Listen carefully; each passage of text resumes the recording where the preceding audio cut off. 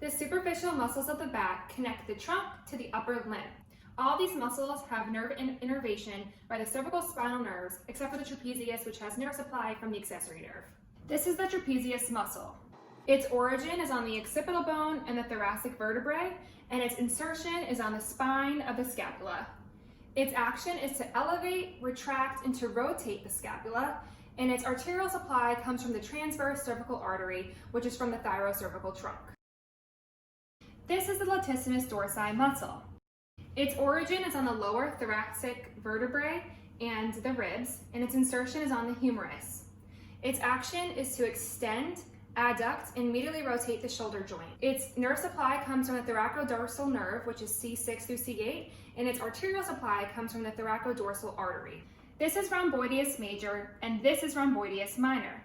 The origin of rhomboideus minor is at spinous processes C7 and T1. Major origin is the spinous processes of T2 through T5. They both insert on the medial border of the scapula. The action is to retract the scapula as well as to fix the scapula to the thoracic wall. The nerve supply comes from the dorsal scapular nerve, which is C4 and C5, and its arterial supply comes from the dorsal scapular artery. Here are the levator scapulae muscles. The origin is on the transverse processes of C1 through C4, and the insertion is on the medial border of the scapula.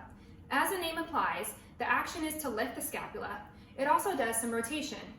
Its nerve supply comes from the dorsal scapular nerve, C5. Its arterial supply comes from the dorsal scapular artery. Now let's move on to the intermediate muscles of the back. This is serratus posterior superior. Its origin is on the spinous processes of C7 through T3. Its insertion is on the 2nd through 4th ribs. Its action is to elevate the ribs during inspiration. Its innervation comes from the intercostal nerves from T2 through T5. Its arterial supply comes from the intercostal arteries. This is serratus posterior inferior. Its origin is on the lower thoracic vertebrae and the first 2 lumbar vertebrae, and its insertion is on ribs 8 through 12. Its action is to depress the ribs in expiration. Its innervation comes from the anterior rami of T9 through T12 intercostal nerves. Its arterial supply comes from the intercostal artery.